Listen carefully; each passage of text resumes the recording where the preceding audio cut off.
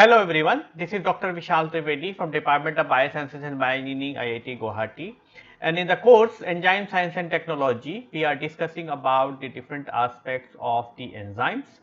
And in this context, in the previous module, we have discussed about the historical development of the field of enzyme, which is called as enzymology. And then we have also discussed about the classification of the enzymes in the different groups.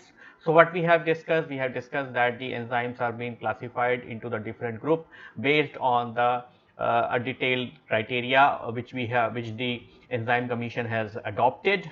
And then subsequent to that, we have also discussed about the enzyme nomenclature, and we have taken an example of each class, how we can be able to give the name of that enzymes. And in the today's lecture, or in this particular module, we are going to discuss about the enzyme structures. You know that the enzyme is catalyzing reactions, right? It is converting the substrate into the product, and it is very crucial that the enzyme is recognizing the substrate, and most of the substrates are having the three-dimensional conformations. So enzyme also has to adopt the a suitable three-dimensional conformation so that it can be able to recognize the substrate, it can be able to perform the reactions, and that's how it can be able to convert the substrate into the product. So if we see the enzyme, right, the enzyme are actually being central molecules, and they are also being called as the biological catalyst.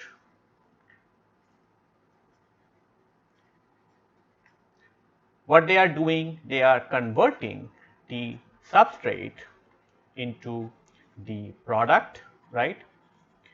And in this process, they are actually not changing the speed, right? They are not being consumed, right?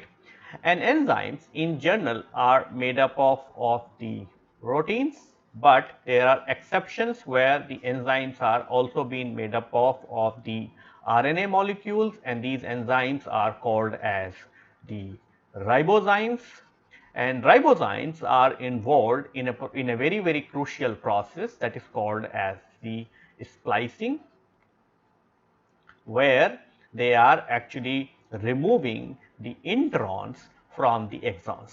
So that process anyway we are going to take up when we are going to discuss about the enzyme applications in today's lecture. An enzyme is processing the substrate into generating the product because the substrate is having the required 3D conformations, right?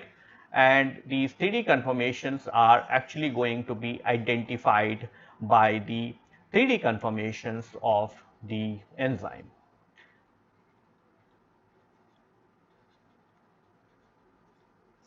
If you recall, in the previous module, we have discussed how the enzymes are recognizing the substrate and how they are actually utilizing the different types of properties. So they are having geometrical constraints, they are going to have the stereochemical constraint, and then they are also going to have the functional groups which are responsible for the substrate recognition and as well as the conversion of substrate into the product. Now, as far as the enzyme structure is concerned, enzymes are actually having the detailed structure, okay. And if you see the enzyme structure is the ordered folding of the polypeptide chain that gives rise to the 3D conformation known as the secondary structure of the protein, such as the helix, beta sheets and loops.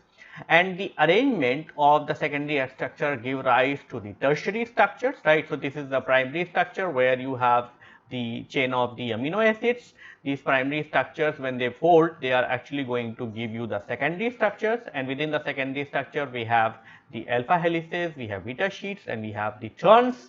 And then when these secondary structures are actually connected by the unstructured loops to arrange themselves in a protein structure, it allows the secondary structure to change their directions, and the tertiary structures define the function of a protein, enzymatic activity or the nature of structural protein. So these secondary structures they are being connected with the help of the unstructured loop, and that's how they are actually going to be converted into the tertiary structures. and tertiary structures are actually going to be folded into the quaternary structure in those cases where the protein is having the more number of subunits. So, as such, the enzyme has the different types of secondary structure, different types of structural levels. It has the primary structures, it has secondary structure, it has tertiary structure, and in some cases when the protein has multiple polypeptide chains, then it also going to have the quaternary structure. So, let us start the discussing about the primary structures. So, primary structure is nothing but the sequence of the polypeptide chain.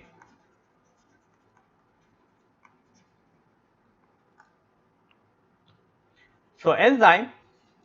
So, as I said, enzyme could be made up of the RNA molecules, or enzyme could be made up of the proteins. Mostly the enzymes, more than 99% enzymes molecules are made up of the protein molecules, and there are a very small fraction of the enzymes which are made up of the RNA molecules, and these enzymes are called as the ribozyme, right. So, we are not going to discuss about the ribozyme in this particular course. So, enzyme is made up of the proteins, and the proteins are actually the polymer of the amino acids which are joined by a covalent bond known as the peptide bond. And each protein can be broken into the constituent amino acid by a variety of methods to study the free amino acids.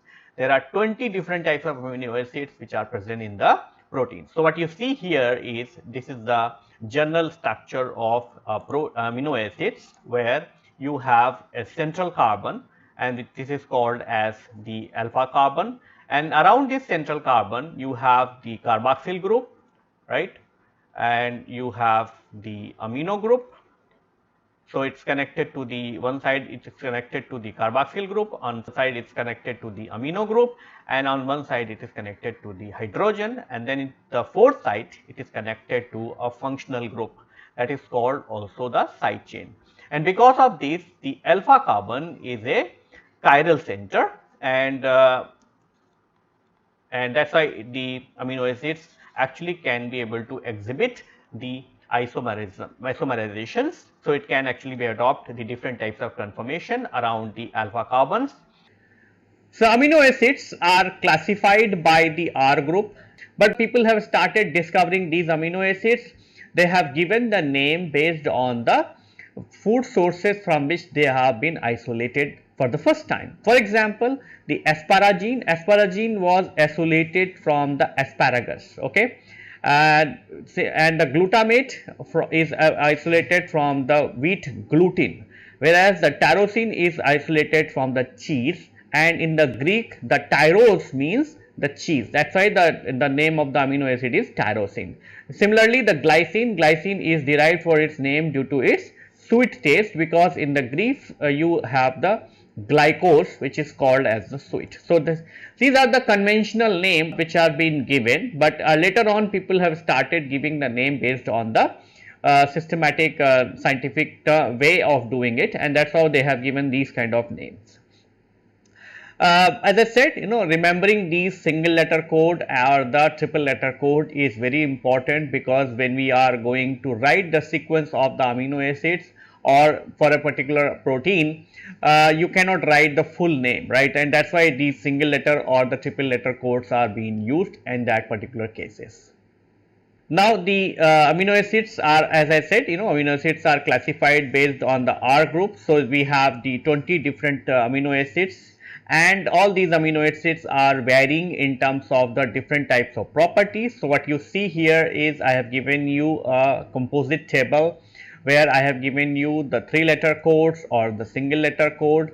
Then as far as the molecular weight is concerned, the molecular weight is also depending on the side chain as well as the other groups. So, you can see that the molecular weight is 89 in the case of alanine, whereas molecular weight is 204 in the case of tryptophan. So, it actually varies a lot, but on a generalized way, the amino acid molecular weight is considered to be 110 Dalton, okay, Dalton. So if I say if there will be a question, right, that what will be the how many amino acids are present in a 20 kDa protein. Okay, so if this is a generalized question, what you can do is the number of amino acid. If you want to calculate, then what I'll do is I'll just take the 20,000 kDa, 20,000 Dalton, and I will divide that by 110, and then what you are going to get is you are going to get the number of amino acid. So that's is a generalized term. If I say okay, you should calculate the number of amino acids present in the actin protein, then and if I give you a sequence of that amino acid or the sequence of that particular protein, then the or if I say okay, I give you a sequence of the amino actin protein, or you give me the molecular weight, then in that case the situation is going to be different. Then what you have to do is you have to first count the number of amino acids, right? For example, if I say number of glycines, so suppose the number of glycines are 10, right, for example. So you can just go with the glycine table, right, and then you say oh, glycine's molecular weight is 75, so 75 into 10 is 750 Dalton, and that's how you are actually going to do for the calculations. You are going to calculate the number of other amino acids, like how many aspartates are present, how many arginines are present, how many lysines are present, how many tryptophans are present, and then you just keep multiplying like that, and if you add all those numbers, then it is actually going to tell you that what is the molecular weight of the actin proteins. So this is just a generalized term, right? So this is the molecular formula what is being given for each and every amino acid. Then it is the residue formula what is given, and then you have the residue weight, which is like you, if you remove the water molecule, then this is going to be the molecular weight. Then it is also giving you the pK values, and if the amino acid has two functional groups, then it is also going to give you the pKb as well, and it's also going to give you the pi value. So these pK values are actually going to calculate used to calculate the charge on that particular amino acids, whereas the pi is actually going to calculate the charge. So it's going to let you to calculate the charge of that particular amino acids at that particular pH. So on a particular pH, so you know that at that particular pH the amino acid is going to be neutral. So okay, now the amino acids are classified by the R groups. So you can have the different types of R groups. You can have the non-polar aliphatic R groups. So the R group in these amino acids are non-polar and the hydrophobic. Examples includes are the alanine, valine, leucine, isoleucine, glycine, methionine and proline. Then we have the aromatic R groups, which means these are the groups where you are going to have a benzene ring. So these groups are going to be contain the benzene ring, whereas in this case it's not going to contain the benzene ring, it's going to be a linear chains. So the R group in these groups are hydrophobic side chains, for example the phenylalanine, tyrosine and the tryptophan, right. So you might have to remember the structure of these amino acids if you want to understand the functional role or the crucial role going to be played by these amino acids. Then we have the polar uncharged groups, which means these amino acids are not going to have the charge, which means they are not going to be positive or negative charges, but they are polar in nature. So the R group in these amino acids are uncharged and they are more polar than the hydrophobic amino acids. Example includes are serine, threonine, cysteine, asparagine and the glutamine. Then we have the negatively charged R groups, which means they are actually going to be called as the acidic amino acid because they are actually going to impart the negative charge into the protein. So the R group in these amino acids are acidic with the net negative charge. Examples are the aspartate and the glutamate. Then we have the positively charged R groups, and these amino acids are called as the basic amino acids. They are actually going to give you the positive charges, and the R group in these amino acids are basic with the net positive charges. Examples includes are the arginine and the lysine. Now, when you take a protein and you want to calculate, you want to know what will be the amino acids are present, what you can do is you can just do acid hydrolysis, and if you do the acid hydrolysis, it is actually going to give you the mixture of amino acids, right? Now, once you have the mixture of amino acid, you can resolve these amino acids onto a thin layer chromatography. So, thin layer chromatography is a technique which actually is going to give you the spot for the each and every individual amino acids, and depending on the intensity of that particular amino acid and depending on the number of spots what you are going to get from this particular protein, you can be able to calculate the number of amino acid as well as the the type of amino acids present in that particular mixture. So, that you are going to do when you are going to analyze the amino acids. So, how you are going to do the analysis of the amino acids? The thin layer chromatography technique is an analytical chromatography to separate and analyze the amino acids from the protein. In this method, the silica or the alumina as a stationary factor, a stationary phase is coated onto a glass or the aluminum foil as a thin layer, and then a sample is allowed to run in the presence of the mobile phase. In comparison to other chromatography technique, the mobile phase runs from the bottom to top by the diffusion, whereas in most of the chromatography technique, the mobile phase runs from the top to bottom by the gravity. So, what you are going to do is you are going to take a thin aluminum foil, right, and on or the glass plates, and on this aluminum foil you are actually going to make a thin film of the alumina or the silica, right? And then what you are going to do is you are going to apply your amino acid which you want to dissolve, right, and then you are going to keep this into a solvent system. So, once the solvent is going to run in from the bottom to top, it is actually going to take up your amino acid also along with that, and then it is actually going to give you the spot as per and it's going to give you the mixture of the amino acids, and that's how it is actually going to resolve. Now, what you see here is in the TLC, you are going to have the movement of the solvent from the bottom to top because of the diffusion. Compared to that, in a conventional chromatography, you are going to see always running of the mobile phase from the top to bottom. By example, if you run a column, right, the column you run from the water from top to bottom, whereas in the case of thin layer chromatography, the solvent runs from the top to bottom because of the diffusion. As sample runs along with the mobile phase, it gets distributed into the solvent phase and the stationary phase, right. When it runs, it is actually going to be going to get distributed. So, either it will go with the solvent fronts, right. So, you can see that all the solvent molecules are running, right. So, if this is the molecule, either it will go along with the solvent front or it will actually going to remain with the silica front, right, and because of that it is actually going to be distributed, because that kind of affinity and that kind of differential behavior is going to be different for the different amino acid molecules.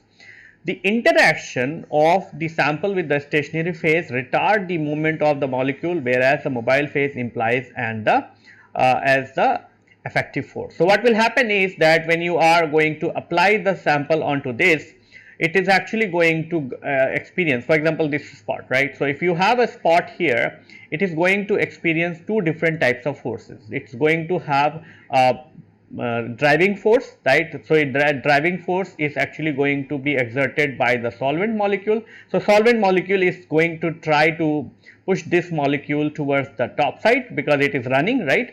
But whereas it is actually going to make the interaction with the these silica particles which are present on this TLC plate, and because of that there will be a retardation forces. So, that retardation forces is going to be by the matrix molecule, and because of that it is going to have the two opposite forces, one which is going to be on towards the top side and the other one is going to be onto the bottom side.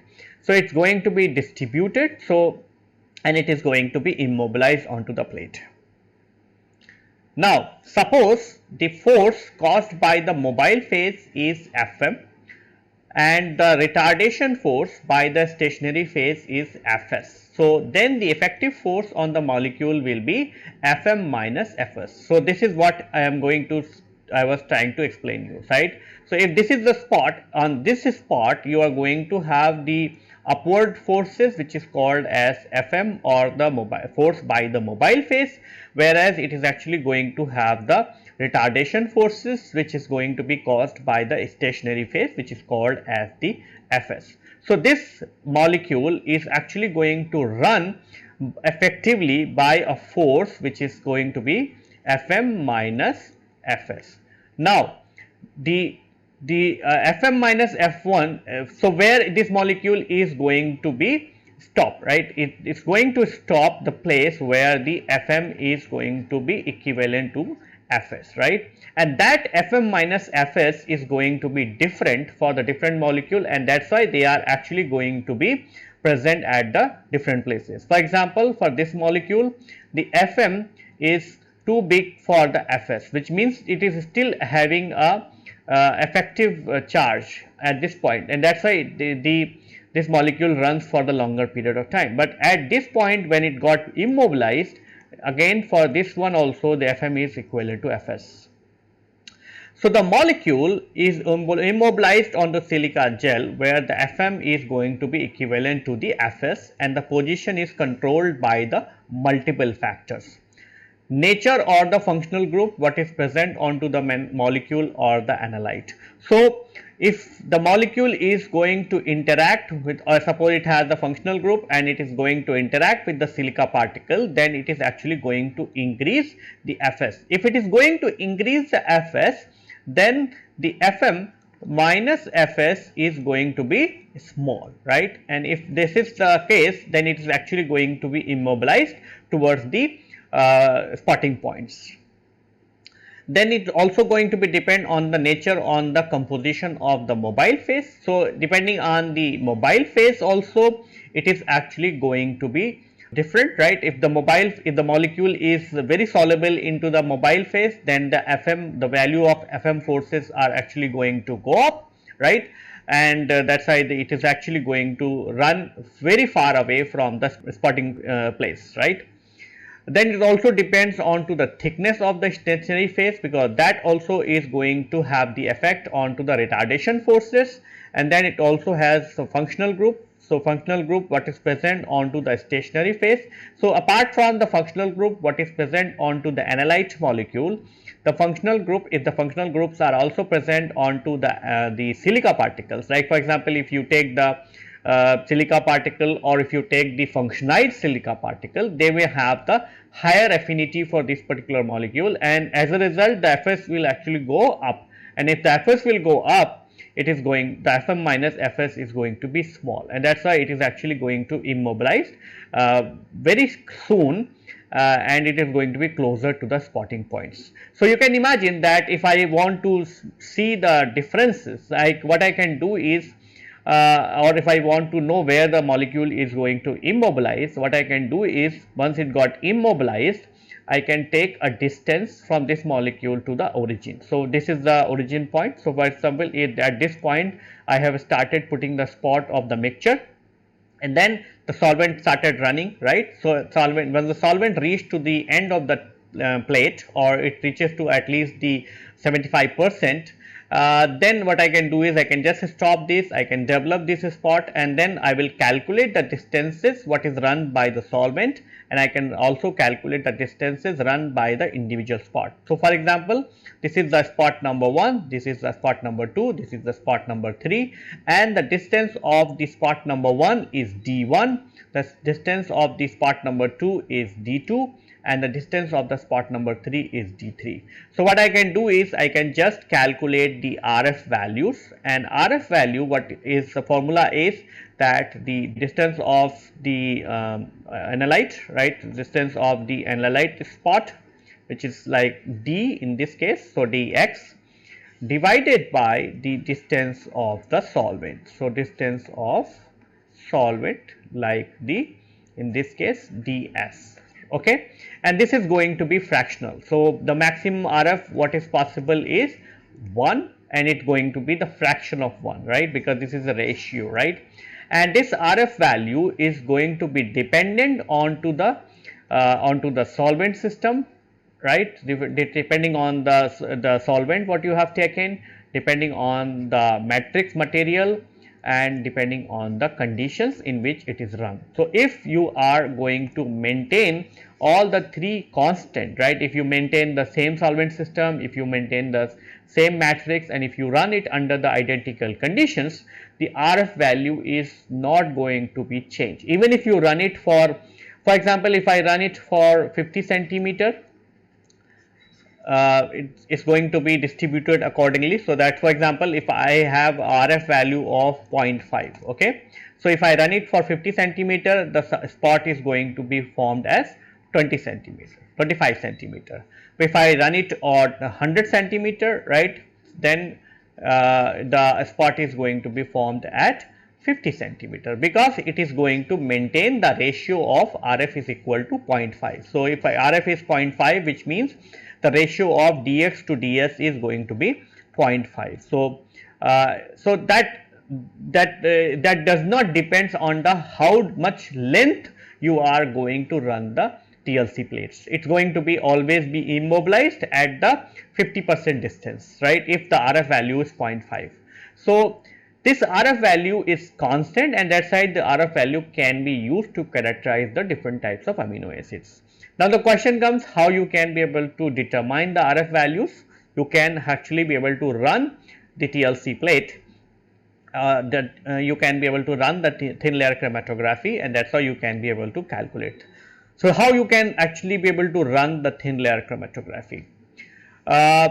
Several steps are required to perform a thin layer chromatography to analyze the complex samples. These preparative and operational steps are as follows. So in the step number 1, you are actually going to make the spotting, but before that you are actually first going to take a thin layer plate. So what you see here is this is the thin TLC plate, right. So what you are going to do is, first you take the TLC plate, you cut the TLC plate as per the number of sample what you are going to place, right, on the width wise, and its height is also going to be as per the chamber of your TLC plate, right. So you are going to run it in a chamber, right, and then what you are going to do is you are going to take a scale and you are going to put a line, and this line should be above to the solvent front, right, because it's going to dip, right, ultimately you are going to dip this. So then you put a line, and then on this line you are actually going to put the spots. So the line is drawn with a pencil little away from the bottom. The sample is taken into the capillary tube or in a pipette. So what you can do is just take the sample into a capillary tube. The capillary is touched onto the silica plate and sample is allowed to dispense. So what will happen is, when you touch the silica, when you touch the capillary to that particular silica, it's actually going to suck the sample automatically by the action of diffusion, right. So it is important that depending on the thickness of the layer, a suitable volume should be applied. Spot is allowed to dry in air, or a hair dryer can be used instead. Then we have the running of the TLC. So once the spot is dried, it is placed in the TLC chamber in such a way that the spot should not be below to the solvent level. Solvent level front is allowed to move until the end of the plate. So what you can going to do is just keep it into a TLC chamber. So you can actually be able to develop a TLC chamber into a beaker or into a thin small chamber. It's depending on the type of the solvent, right. So then you have to cover this with some with a lid, right. Either you can just put a cap, right. And why it is important? Because so that the solvent what you have put is actually going to form the vapor, and that vapor should be condensed, otherwise it's not going to give you a upward movement. After the so then you are going to place the TLC into this, right. So you are going to plate the TLC plate and make sure that this line should be above to the solvent front, so that it's not going to get dissolved into this solvent before running, right. the analysis of the chromatography plate. The plate is taken out from the chamber and air dried. If the compound is colored, it forms the spot, and these substances, there is no additional staining required. There are two methods of developing a chromatogram. So, what you can do is later on you can just take out this plate and then you air dry. So, if the analytes like the amino acids are colored, then actually they are going to give you a spot, and then you can directly take the all the sort of measurements. So, you can actually know that this is the like the DS, right. So, this is the solvent what you have run, and then you can just take the calculation of this, and it is actually going to be dx, and then you can actually be able to calculate the RF value by dx by the ds. So, for this the position of the spot is very important, right. So, if it is colored compound, there is no need to have the any kind of additional staining procedures or any kind of procedures. You can actually be able to do this, right. But if it is not, then you have to go with the staining procedures. In the staining procedure, the TLC plate is sprayed with a staining reagent to stain the functional group what is present into the compound. For example, the ninhydrin is used to stain the amino acids. So, if it is not, then you can actually be able to use the staining procedures. If you want, you can actually go with the non-staining procedure as well. So, you can use the non-staining procedure. In the non-staining procedure, a spot can be identified by the following method. You can use the autoradiography. A TLC plate can be placed along with the X-ray film for 48 to 72 hours. Exposure time depends on the time and the concentration of the radioactivity, and then the X-ray film is processed. So, you can actually have the radioactive amino acids, and that is actually going to be exposed to the X-ray film, and then it is actually going to give you the spot onto the X-ray film, and then you can do all the calculations from this particular spot, right. For example, you can do the RF calculations, you can actually do the dx and ds, and that is why you are actually going to get the RF value. So, and that RF value you can use for identification of that particular unknown spots. The second is you can do the fluorescence. So, several heterocyclic compound gives the fluorescence in UV due to the presence of conjugate double bond system. TLC plate can be visualized in the UV chamber to identify the spot. So, what you see here is this is the typical UV chamber where you have the UV bulbs, and this is the chamber, right. This is the lid of that particular chamber. So, what you can do is just open from here and place the plates under this, and then you can just turn on the UV lights. So, you can have the two different types of UV lights which you can use as per the wavelength, and then from this size, because the UV light is dangerous for the eye. So, that is why you can actually be able to observe not directly, but through this particular spotting observing window. And what you see here is that all the spots are visible, right. So, under the UV, and then you can actually be able to use the camera or some other acquisition system, and that is how you can actually be able to capture the image. Apart from that, you can also use the iodine. So, you can also use the iodine staining, right. So, you can actually be able to incubate the TLC plate into the iodine chamber, and this iodine chamber is actually going to stain the spots as well. So, the proteins are, as we discussed, that proteins are the polymer of the amino acid. They are joined by the covalent bond known as the peptide bond. A peptide bond is formed between the carboxyl group of the first and the amino group of the second amino acid with the release of the water molecule. So, this is, you will see that this is the amino acid number 1, and this is the amino acid number 2. So, when they will go by with the condensation reactions, so what will happen is that the OH of this acid and the H from this is actually going to combine, and that is why there will be a bond which is going to be formed between the two amino acids, and that is how there will be a loss of water, and this is a dehydration reaction. So, it is a dehydration synthesis or the condensation reactions. The peptide bond has partial double bond character due to the resonance, and the CN bond is not free to rotate. But the bond between the N to alpha, like to N to the alpha, and the C to C alpha can be able to rotate through a dry handle angle designated by the phi and psi. So, what you can, so this peptide bond is rigid, it is not allowed to rotate, but the bond the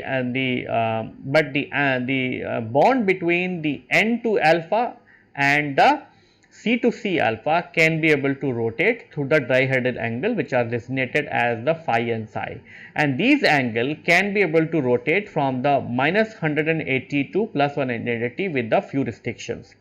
To exploit this particular type of phenomena, the Indian scientist G.N. Ramchandran has determined the possible phi and psi angles for a particular amino acid by synthesizing the tripeptide with the amino acid of interest in the middle. So, what he has done is he has actually synthesized a tripeptide. So, for example, if he wants to calculate the phi and psi angle for A, he has made a tripeptide with C and B. So, you can keep changing these tripeptide, and that is how you can be able to calculate under different conditions what will be the different psi phi angles are possible, and that is how you can be able to make a map between the psi versus phi, right. So, you can actually be able to make a angle between the map between the psi and phi, and then you can calculate that under different combinations how much these psi and phi angle are going to vary for the A molecule, and that is why you can say that okay, A will go from this psi angle to this phi angle.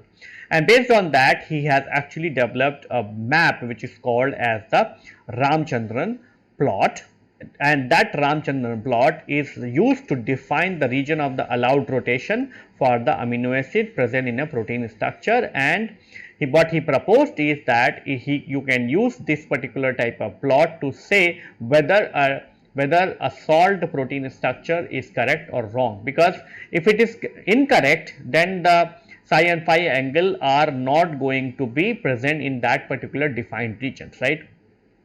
So, that is what you see here is that you are actually going to see the different regions, and it is going to be what you see here is the plot between the psi and phi, and that shows the location of the different types of structures, what is present in the protein structures and so on. And that is how it is actually going to give you the distribution of that particular amino acid in the protein structures and how much its phi and psi angle are going to vary. So far what we have discussed about that the enzymes are made up of the either the protein molecules or the RNA molecule. Majorly enzymes are made up of the protein molecules, whereas there is a small fraction of the enzymes which are being made up of the RNA molecules, and these enzymes are called as the ribozymes. So, in this case, in this particular course, we are not discussing about the ribozymes. And then the proteins are made up of the 20 different types of amino acids. These amino acids share a common structural feature, so that they have the central C alpha carbon. The C alpha carbon is attached to the amino group on one side, carboxyl group on the other side, and then it is attached to the different types of functional groups, and based on these functional groups the amino acid could be of different types. So, we have 20 different amino acids what is present in the protein structures, and we have discussed how the different side chains are actually going to be responsible for providing the different types of properties into the amino acids, and you can be able to generate the amino acids from the protein, so that you can be able to study the different types of amino acids what are present in the proteins, and how you can be able to exploit the thin layer chromatography to study the amino acids which are present in the enzyme structures. This is what we have discussed. In our subsequent lecture, we are actually going to discuss about how you can be able to determine the primary structures. Okay. So, determination of the primary structure is a very important aspect to understand how you can be able to know the primary structures.